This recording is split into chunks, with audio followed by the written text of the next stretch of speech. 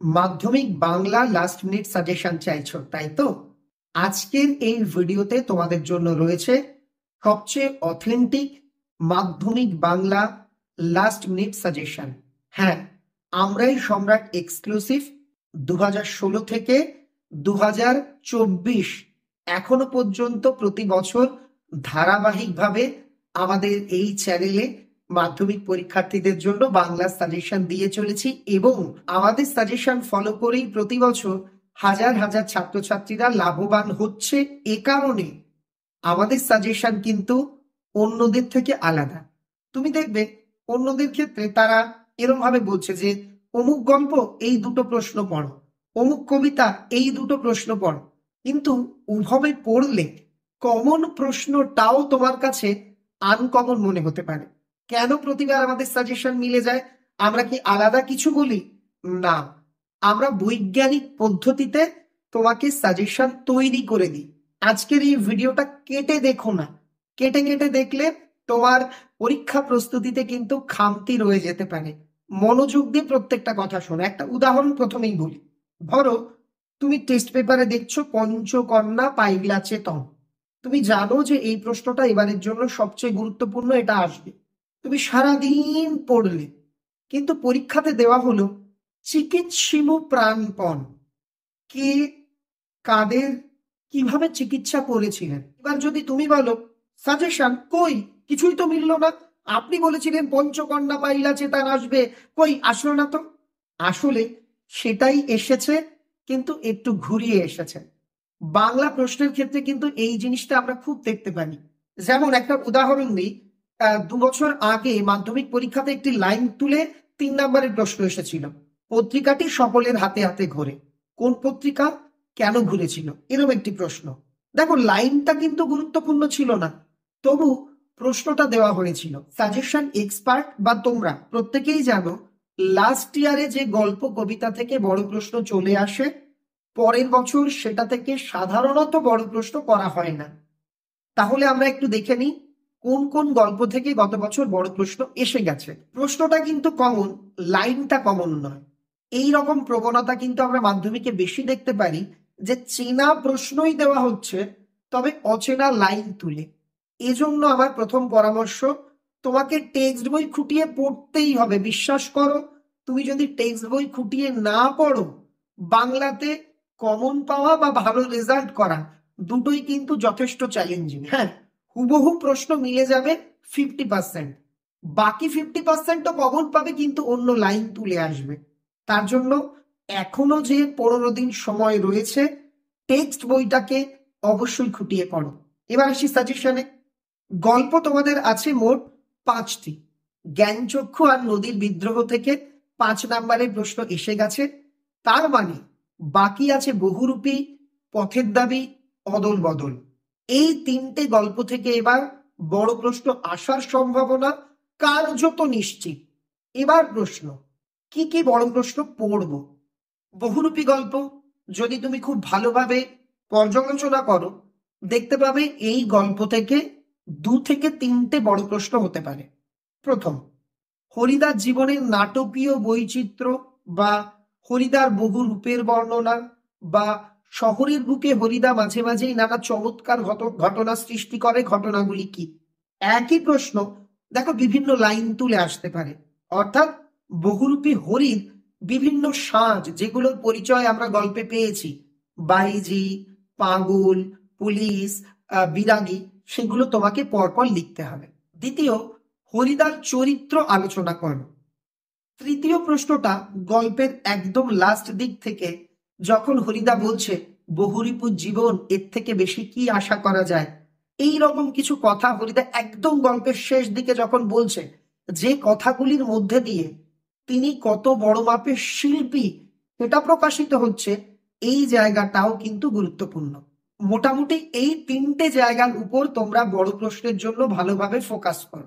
দেখো, হরিদার বহুরূপের বর্ণনা যদি তুমি পড়ে নাও, তাহলে যদি একটা বড় প্রশ্ন করা হয় যে জগদীশ বাবুর বাড়িতে যাওয়ার পর কি কি ঘটনা ঘটেছিল, সেটাও কিন্তু তুমি লিখে আসতে পারবে।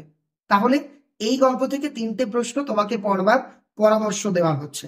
দ্বিতীয় গল্প, পথের দাবি। টেস্ট পেপার তোলপাড় করা প্রশ্ন হচ্ছে বাবুটির স্বাস্থ্য শখের পরিচয় দাও, অর্থাৎ গিরিশ মহাপাত্রের বেশভূষা স্বাস্থ্যের পরিচয় দাও।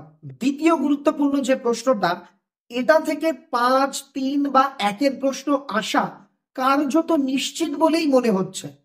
তোমরা তোমাদের পাঠ্য বইয়ের একটা অংশে দেখবে অপূর্ব রামদাস তলোয়ারকরকে বলছেন, আমাকে প্ল্যাটফর্মে ফিরিঙ্গিরা এভাবে অপমান করেছিল, তারপর আমি তার প্রতিবাদ করতে গেলাম, আর স্টেশনে উপস্থিত বাঙালিরা সেটা চোখ বুজে সব মেনে নিল, আর আমি শুধুমাত্র ইন্ডিয়ান বলে, আমি শ্বেতাঙ্গ নই বলে আমাকে বিনা কারণে লাঞ্ছিত হতে হয়েছিল।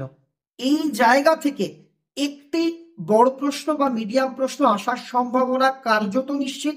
প্রশ্নটা নানাভাবে নানা লাইন তুলে আসতে পারে। কেমন লাইন তুলে আসতে পারে আমি একটু তোমাদের বলে দিই। মনে মনে বুঝিলাম কি কথায় কি কথা আসিয়া পড়িয়াছে। বক্তা কোন কথা বলেছিলেন? অবিচারের দণ্ড ভোগ করার অপমান আমাকে কম বাজে না। বক্তা অবিচারের কোন দণ্ড ভোগ করেছিলেন? তার লাঞ্ছনা এই কালো চামড়ার নিচে কম জ্বলে না। বক্তা কিভাবে লাঞ্ছিত হয়েছিলেন? রামদাসের সুশ্রী গৌরবর্ণ মুখ ক্ষণকালের জন্য আরক্ত হইয়া উঠিল। কোন ঘটনা শুনে রামদাসের এমন হয়েছিল? কই, এই ঘটনা তো আমাকে আগে বলেননি। কোন ঘটনার কথা বলা হয়েছে? এই সুখবরে তারা খুশি হয়ে গেল। কারা কোন সুখবরে খুশি হলো? মনে হলে দুঃখে, লজ্জায়, ঘৃণায় নিজেই যেন মাটির সঙ্গে মিশিয়ে যায়। বক্তার কেন এমন মনে হয়েছিল? একটাই উত্তর। এত ভাবে প্রশ্ন আসতে পারে। তোমাদের বাংলা পাঠ্য বইয়ের 101 পৃষ্ঠাটা ভালো করে পড়ে রেখো। তাহলে আমি পথের দাবি থেকে দুটো তোমাদের খুব গুরুত্বপূর্ণ প্রশ্ন বললাম। এক, পলিটিক্যাল সাসপেক্ট সব্যসাচী মল্লিককে নিমাই বাবুর সামনে হাজির করার পর কি ঘটলো, বা বাবুটির স্বাস্থ্য শখের পরিচয় দাও। এটা একটা প্রশ্ন। দ্বিতীয়টা এই 101 নাম্বার পৃষ্ঠা থেকে যে কোনো একটা লাইন তুলে আসতে পারে। তৃতীয়, অপূর্ব ভামো যাওয়ার জন্য ট্রেনে উঠে তার কি অভিজ্ঞতা হয়েছিল। এই গল্প থেকে এই তিনটে প্রশ্ন চূড়ান্ত গুরুত্বপূর্ণ। সম্ভব হলে অপূর্বের চরিত্রটা একটু তোমরা দেখে রাখবে। বাকি রইল আরেকটি গল্প, অদল বদল। অদল বদল গল্প থেকে সবচেয়ে গুরুত্বপূর্ণ হচ্ছে লাস্টের পৃষ্ঠাটা, গল্পের শেষ পৃষ্ঠা, যেখানে অমৃত ঈশা হাসান ভাইয়ের কাছে গেল। হাসান ভাই বাহালি বৌদিকে ডেকে বললেন, অমৃত এরম খাঁটি কথা বলেছে। পাড়াপড়শি মায়ের দলের বুক ভরে গেল। তারা পাঠানের গল্প শুনলেন। এই যে অংশটা, এখান থেকে কিন্তু বড় প্রশ্ন হতে পারে। যেমন তোমরা পড়ে রাখতে পারো, অমৃত ঈশাবের বন্ধুত্বের বর্ণনা দাও, বা অমৃত ঈশাবের বন্ধুত্বের আড়ালে সাম্প্রদায়িক সম্প্রীতির যে ছবি ফুটে উঠেছে সেটা আলোচনা করো। দ্বিতীয় পড়বে, অমৃত তার বাবা মাকে খুব জ্বালিয়েছিল। অমৃত কেন তার বাবা মাকে জ্বালিয়েছিল, এরপর কি ঘটেছিল, অর্থাৎ অমৃত কিভাবে জ্বালাতন করে নতুন জামা, ঈশাবের মতো নতুন জামা হাসিল করেছিল, এই জায়গাটা পড়বে। আর পড়বে এই যে দেখো 113 নাম্বার পৃষ্ঠার লাইনগুলো। কি কি লাইন? পাড়াপড়শি মায়ের দল পাঠানের গল্প শোনার জন্য ঘিরে দাঁড়ালো। পাঠান কোন গল্প বলেছিলেন? জামা অদল বদলের গল্প। কি খাঁটি কথা! অমৃত জবাব আমাকে বদলে দিয়েছে, ও আমাকে শিখিয়েছে খাঁটি জিনিস কাকে বলে। একই ধরনের উত্তর হবে। অমৃত ঈশাবের পরস্পরের প্রতি ভালোবাসার গল্প শুনে তাদেরও বুক ভরে গেল। গল্পটি কি? কাঁদের বুক ভরে গিয়েছিল। বা অমৃত ঈশাব অদল বদল এই আওয়াজে মুখরিত হয়ে উঠল কেন? এই রকম যে কোনো একটি লাইন তুলে যেখানে অমৃত ঈশাবের জামা অদল বদলের কাহিনী তোমাদের লিখতে হবে, এরকম প্রশ্ন কিন্তু করা হতে পারে। তাহলে গল্প থেকে 5 নাম্বারের এই যে 4-5টি প্রশ্ন আমি মোট বলে দিলাম, এগুলো বাড়িতে ভালো করে প্র্যাকটিস করো। সঙ্গে টেক্সট বইয়ের লাইনগুলো চিনে নাও, কারণ আমি দেখিয়ে দিলাম একটা প্রশ্ন কতভাবে ঘুরিয়ে আসতে পারে। তুমি যদি একদম বাজার চলতি সাজেশনে লেখা আছে অমৃত ঈশাবের বন্ধুত্বের পরিচয় দাও বা জামা অদল বদলের পরিচয় দাও, তুমি পড়ে গেলে পরীক্ষায় গিয়ে দেখছো পরস্পরের প্রতি ভালোবাসার গল্প শুনি, এটা আবার কোথা থেকে এলো, এটা আবার মনে নেই। অথচ ওই প্রশ্নটার উত্তর তোমার জানা ছিল। এটা কেন হয়? টেক্সট বই পড়া নেই বলে। তাই তোমাকে টেক্সট বই পড়তে হবে। আচ্ছা আচ্ছা, তুমি বলো তো সাজেশনটা কেমন লাগছে? অন্যদের দেওয়া সাজেশনের থেকে কয়েক গুণ বেশি কার্যকরী, বেশি আকর্ষণীয় মনে হচ্ছে তো? কমেন্টে লিখে জানিও। তোমরা কমেন্ট করলে পরীক্ষার খাতা কেমন ভাবে সাজাতে হয়, উত্তর কেমন ভাবে লিখতে হয়, একদম যারা গোটা বছর কিছু পড়েনি কিভাবে অল্প পড়ে, সামান্য পড়ে 5 নাম্বার পাওয়া যেতে পারে, কিভাবে 100 পাওয়া যেতে পারে, হাতের লেখা খারাপ অথচ পুরো নাম্বার কি করে স্যারের কাছ থেকে আদায় করে নেব, এই টিপস গুলো যারা জানতে চাইছো আমাকে কমেন্টে লিখে জানিও। অবশ্যই আমি ভিডিও পোস্ট করব। এবার আসি কবিতা।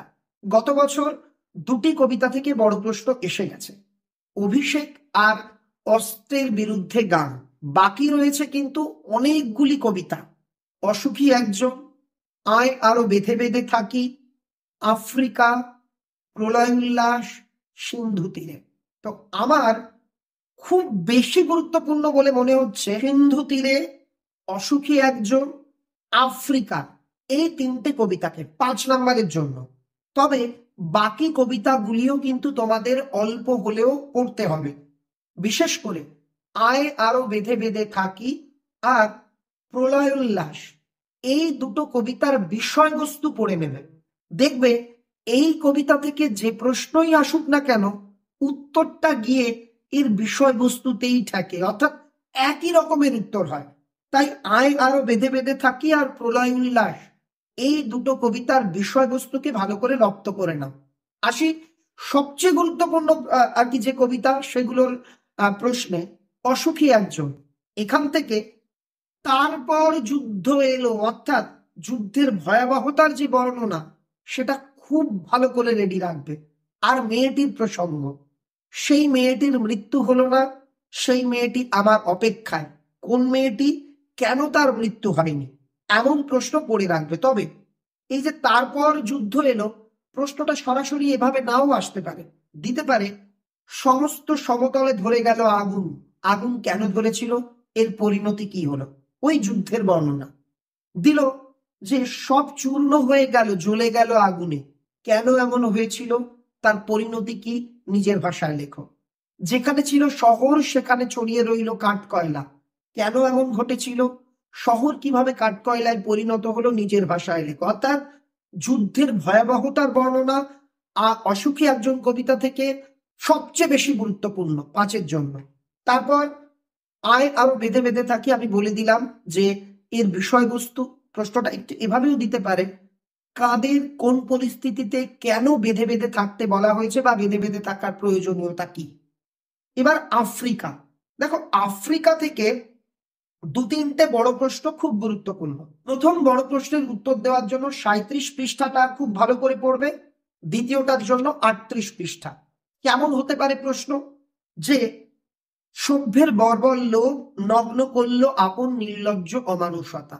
সভ্যের বর্বর লোভ কিভাবে নিজেদের নির্লজ্জ অমানুষতাকে নগ্ন করে তুলে ধরেছিল, নিজের ভাষায় লেখো। বা চিরচিহ্ন দিয়ে গেল তোমার অপমানিত ইতিহাসে, কার ইতিহাসকে কিভাবে অপমানিত করা হয়েছে বা তার ইতিহাসে কিভাবে অপমানের চিরচিহ্ন মুদ্রণ করা হয়েছে। এই দুটো প্রশ্নের উত্তর একই, বা ভাবে এভাবেও দিতে পারে, হায় ছায়াবৃতা, ছায়াবৃতা কে, কবিতায় তার সম্পর্কে কি বলা হয়েছে। একই উত্তর নানাভাবে ঘুরিয়ে ফিরিয়ে আসবে। অর্থাৎ আফ্রিকার উপর সাম্রাজ্যবাদীরা যে পাশবিক অত্যাচার চালিয়েছিল এটা 5 নাম্বারের জন্য ভালো করে পড়বে।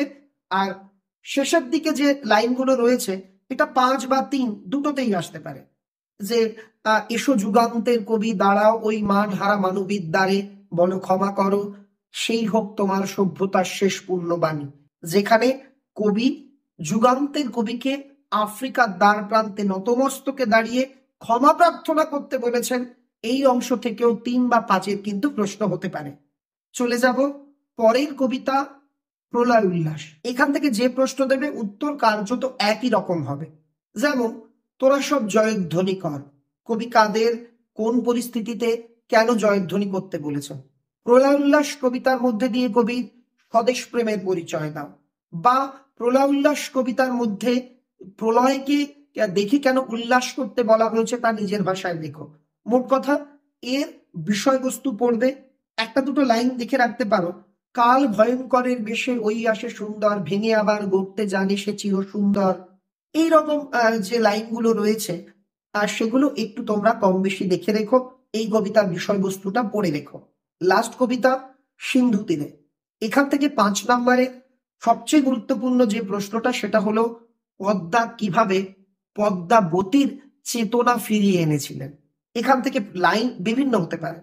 পঞ্চকন্যা পাইলা চেতন, পঞ্চকন্যা কারা, তারা কিভাবে চেতনা ফিরে পেল, পদ্মার সেবা শুশ্রূষার পরিচয় দাও, বা চিকিৎসিমু প্রাণপণ, বক্তা কিভাবে চিকিৎসা করেছিলেন, কাদের চিকিৎসা করেছিলেন, এই অংশটা খুব ভালো করে পড়বে।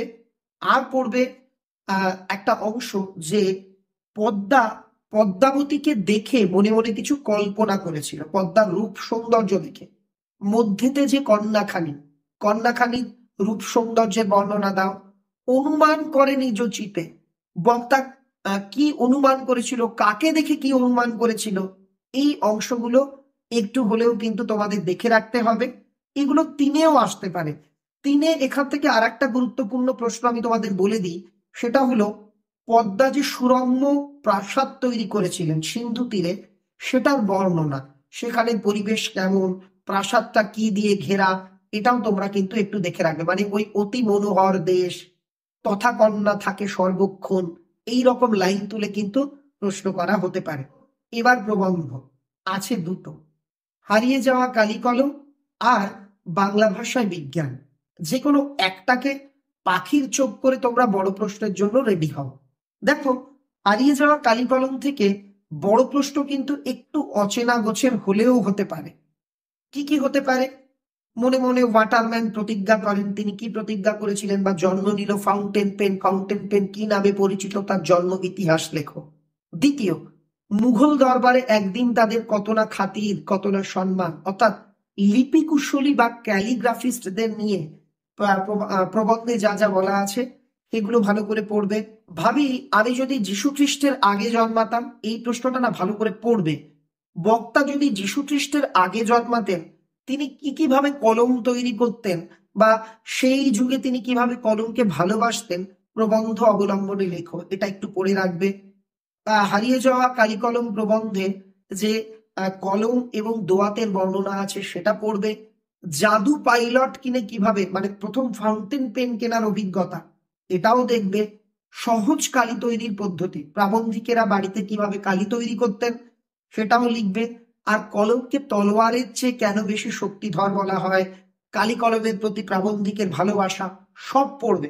তুমি বলতে পারো এখান থেকে এতগুলো প্রশ্ন কেন বললাম, কারণ যেটা প্রবণতা দেখা যাচ্ছে এখান থেকে কিন্তু একটু অচেনা গোছের হলেও প্রশ্ন হতে পারে, তাই তোমাকে ভালোভাবে প্রস্তুত থাকতে হবে।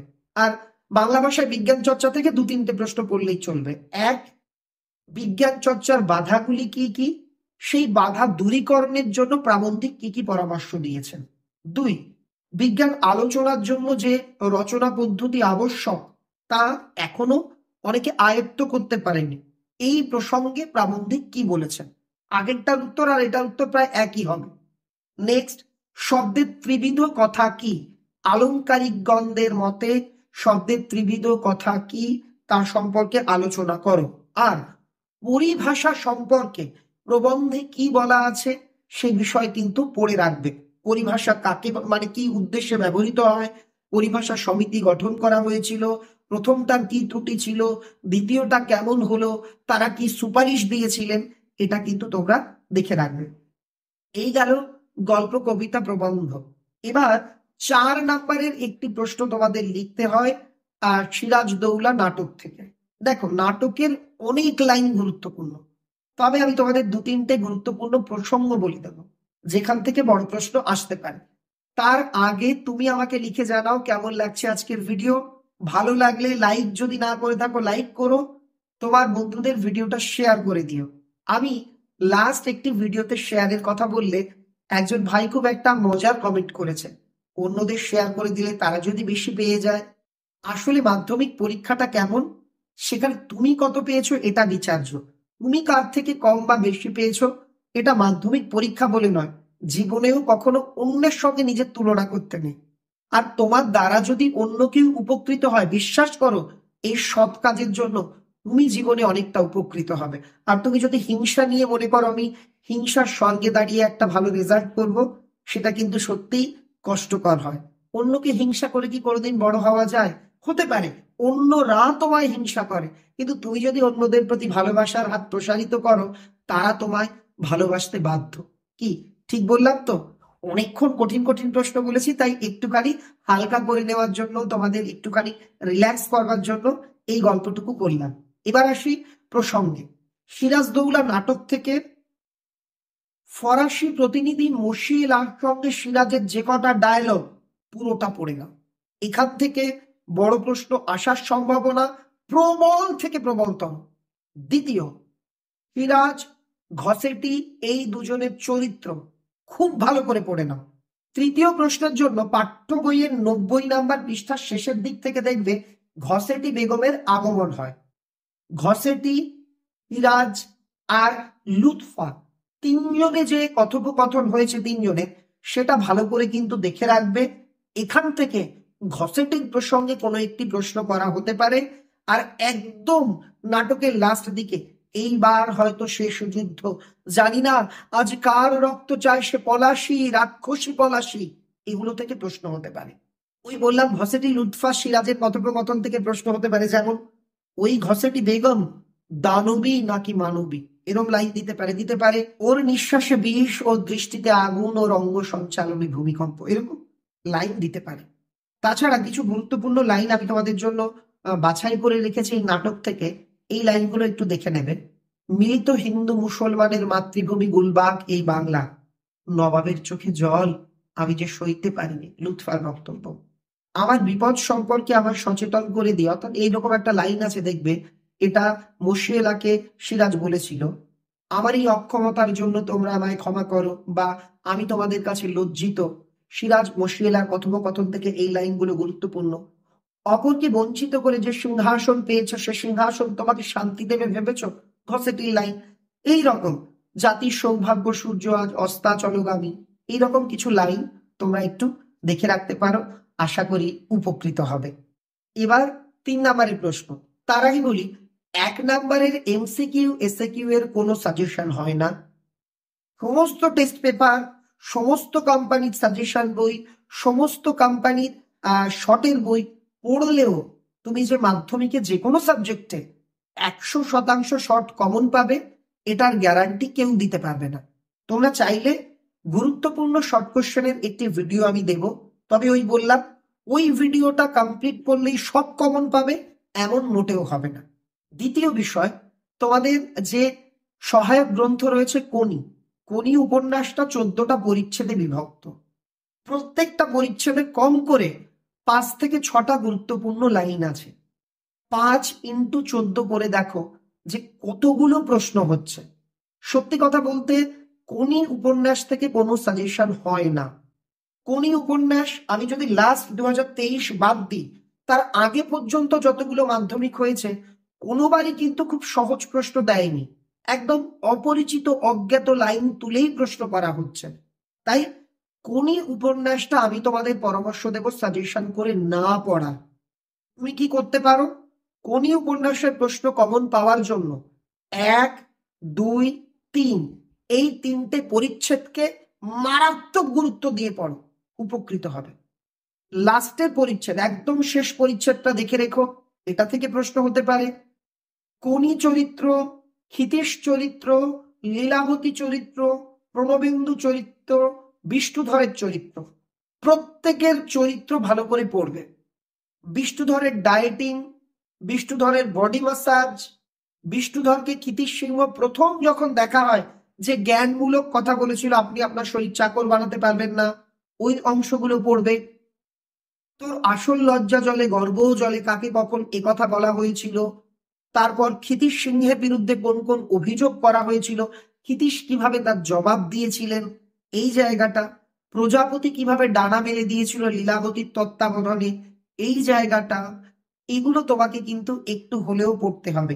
তারপর পার্কে ক্ষিতীশ সিংহ কণিকে নিয়ে যাওয়ার পর কি ঘটেছিল, সেই জল ছুঁড়ে ফেলে দেওয়া, ক্ষিতীশ ভেবেছিল কণিকে বকবে কিন্তু বকলো না, এই জায়গাগুলো একটু হলেও বুঝে বুঝে পড়তে হবে। তোমরা বললে কোনির সাজেশন নিয়ে আলাদা একটা ভিডিও করব, তবে আবারও বলছি সাজেশন করে কোনি পড়াটা খুব একটা বুদ্ধিমানের কাজ বলে আমার কিন্তু মনে হয় না। যেরকম বললাম 1, 2, 3 পরিচ্ছেদ খুঁটিয়ে পড়ো, আর চরিত্রগুলো খুঁটিয়ে পড়ো, দেখবে উপকৃত হবে। আর এই জায়গা থেকে মাত্র 3টে প্রশ্ন থাকে, 2টো লিখতে হয়, এত বড় উপন্যাস। তাই এখান থেকে সাজেশন তৈরি করা সত্যিই কিন্তু চ্যালেঞ্জিং। ইউটিউব বা সোশ্যাল মিডিয়াতে তোমরা দেখবে অনেকেই বলছে কোরি থেকে 2টো বলে দেবো, একটা আসবে। তাদের মিথ্যে কথায় বা বিভ্রান্তিকর প্রচারে বিভ্রান্ত হয়েও না। তুমি যদি সত্যি সত্যি তাদের পরামর্শ শুনে 2-3টে প্রশ্ন পড়ে যাও, তাহলে বিপদেও পড়ে যেতে পারো। এটা কিন্তু মাথায় রেখো। 3এর প্রশ্ন দেখো, 3এর প্রশ্ন গল্প থেকে বহুরূপী অদল বদল দুটো থেকে এসে গেছে। জ্ঞানচক্ষু, পথের দাবি, নদীর বিদ্রোহ, এই 3টে থেকে 3এর প্রশ্ন আসার সম্ভাবনা প্রবল। জ্ঞানচক্ষু থেকে ধরে রাখো 3এর প্রশ্ন দেবেই। তাই জ্ঞানচক্ষু গল্পটাকে খুব ভালো করে পড়বে। তপনের চোখ মার্বেল হওয়ার প্রসঙ্গ, লেখক সম্পর্কে তপনের ভ্রান্ত ধারণা ভেঙে নতুন চেতনা লাভ, রত্নের মূল্য জহুরির কাছে বা মাসির হইচইয়ে তপন কেন পুলক অনুভব করেছিল, পৃথিবীতে এমন অলৌকিক ঘটনা ঘটে সারা বাড়িতে শোরগোল পড়ে যায়, তপন কোথায় যেন হারিয়ে যায়, এইসব কথার মধ্যে তপন সংকল্প করে কি, সবকিছু বুঝে বুঝে পড়বে। দেখো, আমি নতুন করে এই গল্পের একটি আলোচনামূলক ভিডিও আজ থেকে 4-5 দিন আগেই পোস্ট করেছি। ওই ভিডিওটা দেখো, ওখানে কিন্তু আমি প্রত্যেকটা গুরুত্বপূর্ণ প্রশ্ন কি কি হতে পারে বলে দিয়েছি। কারণ গল্পটা সহজ, যে কোনো জায়গার যে কোনো লাইন তুলেই 3এর প্রশ্ন কিন্তু এখান থেকে হতে পারে। তারপর পথের দাবি। পথের দাবি থেকে আমি তোমাদের আগেই বলে দিয়েছি যে গিরিশ মহাপাত্রের সাজ পোশাকটা ধরো দেখে রাখলে 5-এর জন্য, ওটা 3এই আসতে পারে। অপূর্ব কিভাবে লাঞ্ছিত হয়েছিল সেটা 5-এও আসতে পারে, 3-এও আসতে পারে। অপূর্বর বাড়িতে চুরি হয়েছিল, খ্রিস্টান মেয়েটা কি করেছিল, এই জায়গা থেকে একটা 3-এর প্রশ্ন আসতে পারে। এই রকম কিন্তু 3-এর প্রশ্ন আসতে পারে। বিশেষ করে অপূর্ব বলেছিল যাকে খুঁজছেন তার কালচারটা ভেবে দেখুন। জগদীশ বাবু বলেছিল এই জানোয়ারটাকে ওয়াচ করবার দরকার নেই। অপূর্ব বলেছিল আমি তার জামিন হতে পারি। দেখো, এগুলোর উত্তর কিন্তু একই ভাবে, আমি তার জামিন হতে পারি কেন, এক লাইন আমি বুঝিয়ে বলছি। অপূর্ব যখন বুঝলো এইরকম কার্টুন মার্কা চেহারার লোক সব্যসাচী হতে পারে না, ও বলছে একে ছেড়ে দিন, আমি জামিন হতে পারি। একই কারণে বলেছে যাকে খুঁজছেন তার কালচারটা ভেবে দেখুন, এর কালচার আর তার কালচার কি মেলে। এইরকম লাইন তুলে আসতে পারে। নদীর বিদ্রোহ থেকে, নদীর বিদ্রোহের কারণ সে বুঝিতে পারিয়াছে। কে কি কারণ বুঝেছে? আজ তার মনে হইল কি প্রয়োজন ছিল ব্রিজের, বক্তার কাছে কেন এমন মনে হয়েছিল। আমি চলিলাম হে, কে কোথা থেকে কোথায় কেন গিয়েছিলেন। নদীকে ভালোবাসবার জন্য নদের চাঁদ কি কৈফিয়ত দিতে পারেন?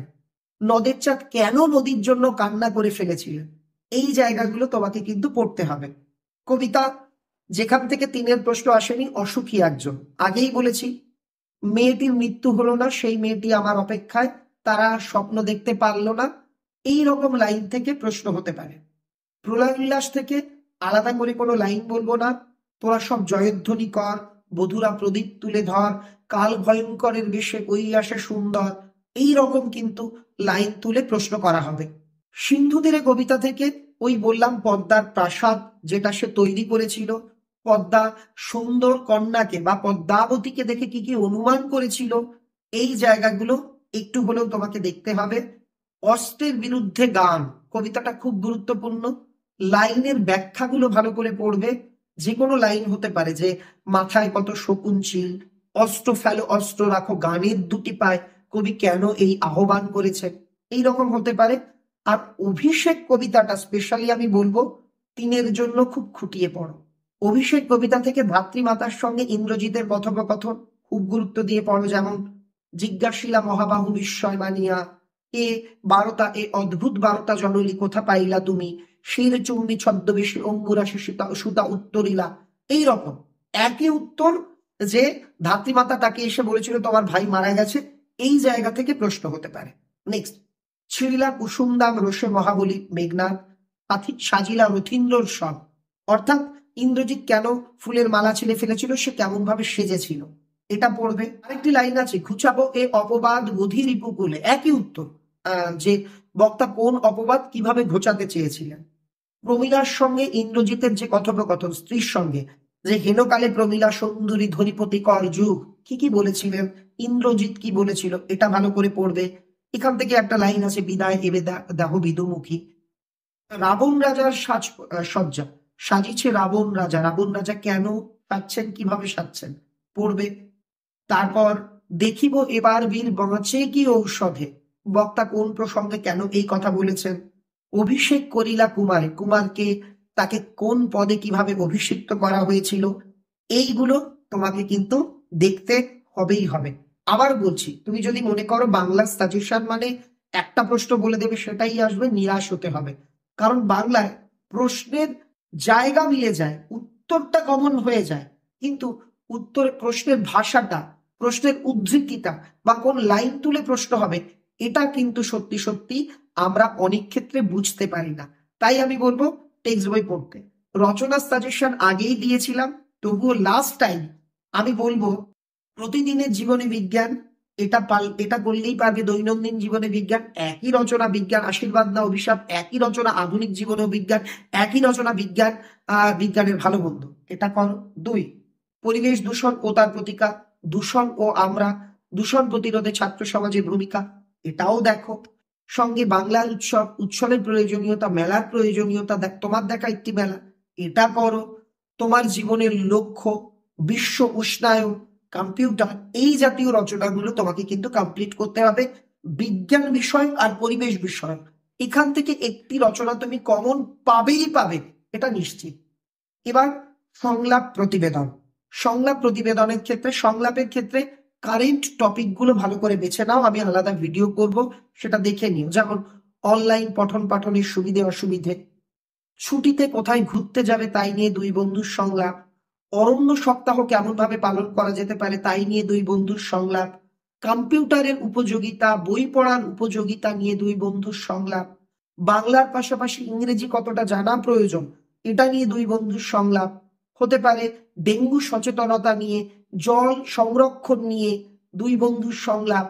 এই রকম সংলাপগুলো তোমরা ভালো করে পড়বে, এই জাতীয় যত সংলাপ হবে পড়ে নেবে।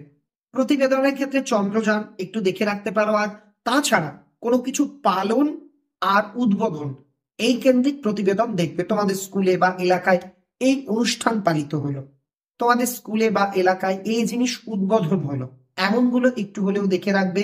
ডেঙ্গু নিয়ে, জল সংরক্ষণ নিয়ে, দ্রব্যমূল্য নিয়ে, এগুলো নিয়েও কিন্তু প্রতিবেদন আসতে পারে।